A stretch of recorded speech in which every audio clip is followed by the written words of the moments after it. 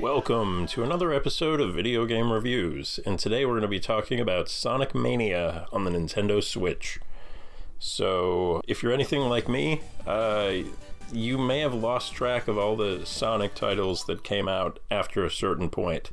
It just seems like they were trying a lot of different things and really just trying to get anything to stick.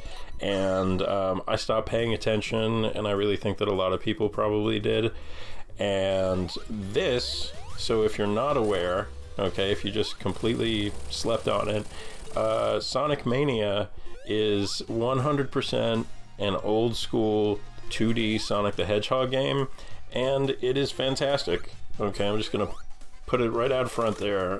This game is awesome. If you like old Sonic, if you like Sonic the Hedgehog 1 or 2 or or 3 or any of that, you're probably gonna love this game. And I totally recommend that you check it out. The price, this is the first Switch game, or one of the first Switch games that I got, so I'll be honest with you, I don't even know what it goes for now, but it should be pretty reasonable. I think I got it for like $20, $20 or $25, and that was, over a year ago.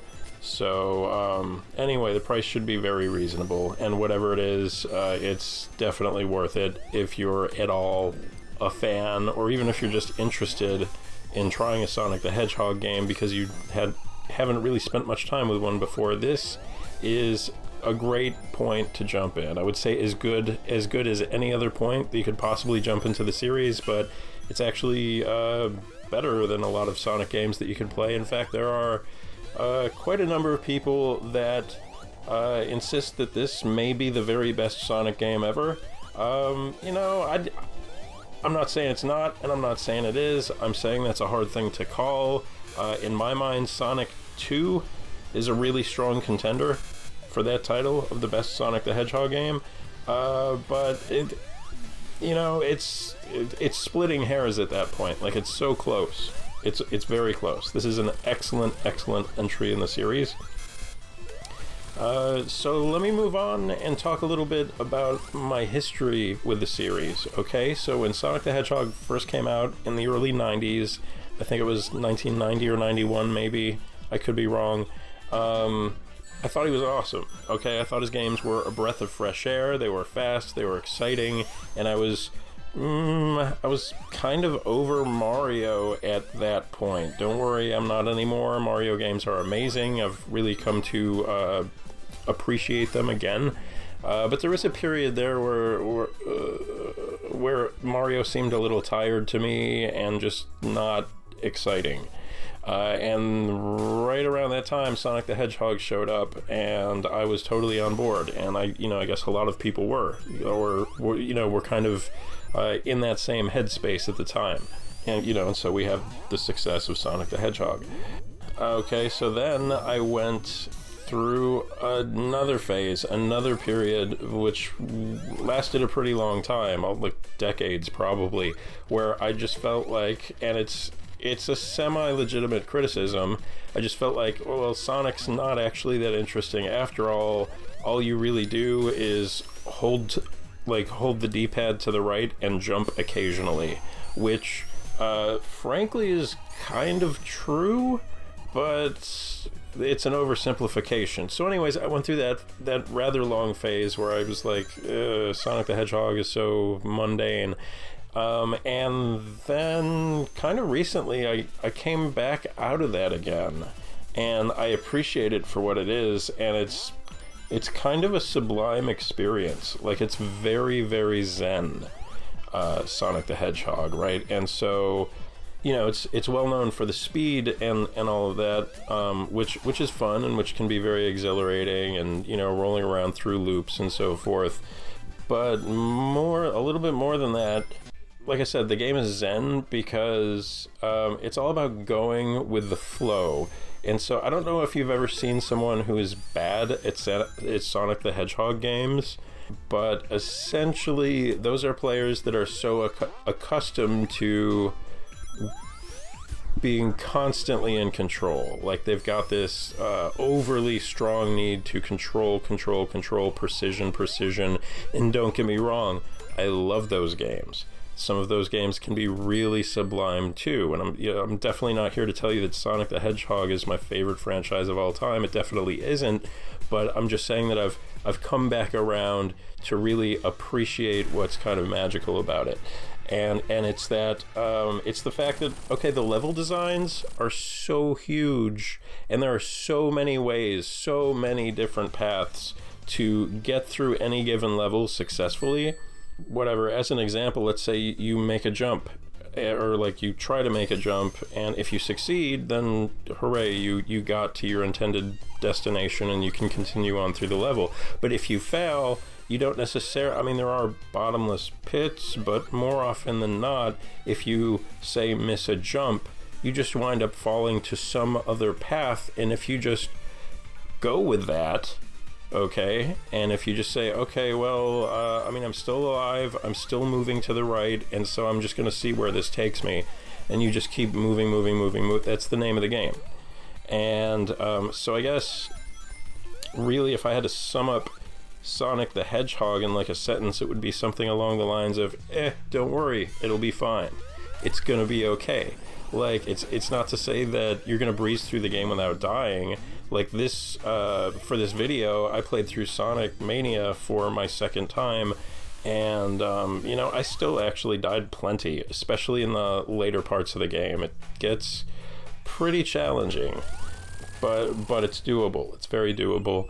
And so, all right, so that's the other piece. And this is where I think, Sonic, people are either going to love it or hate it.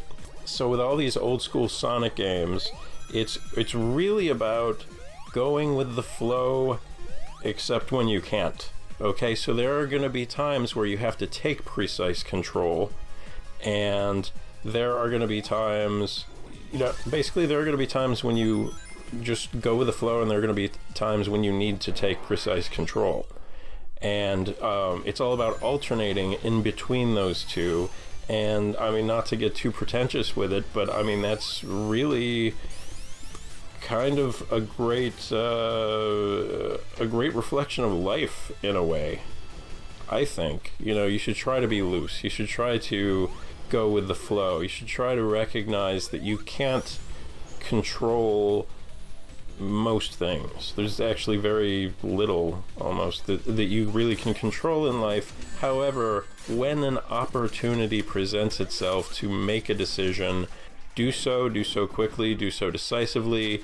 I mean, it's not a perfect analogy, right? I mean, obviously you want to be more thoughtful in life, hopefully, than you would be playing Sonic the Hedgehog.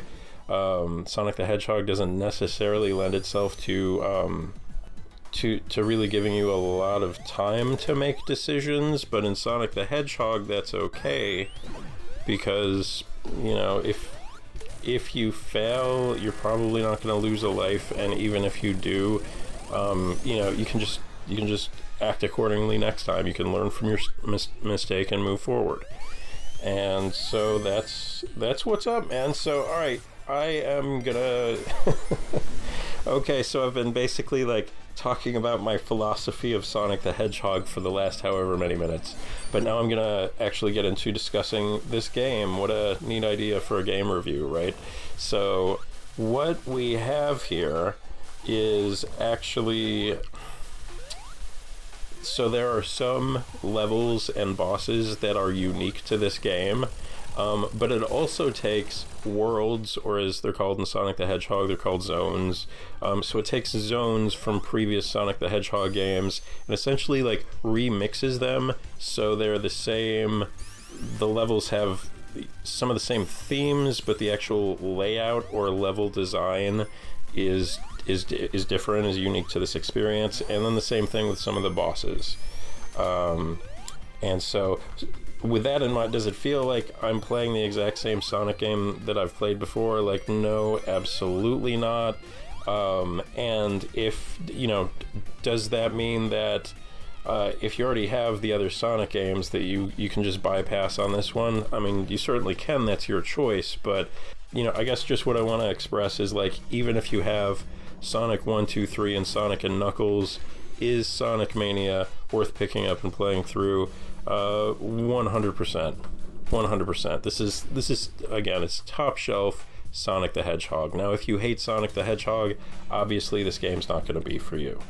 And that's okay, that's fine. But I'm just saying, even if you went through kind of a love-hate cycle like I did with it, it may be worth giving Sonic another chance, because really it's...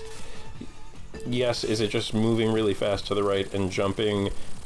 Kind of, but it's cool, man. I had so much fun replaying this game. I really, really did.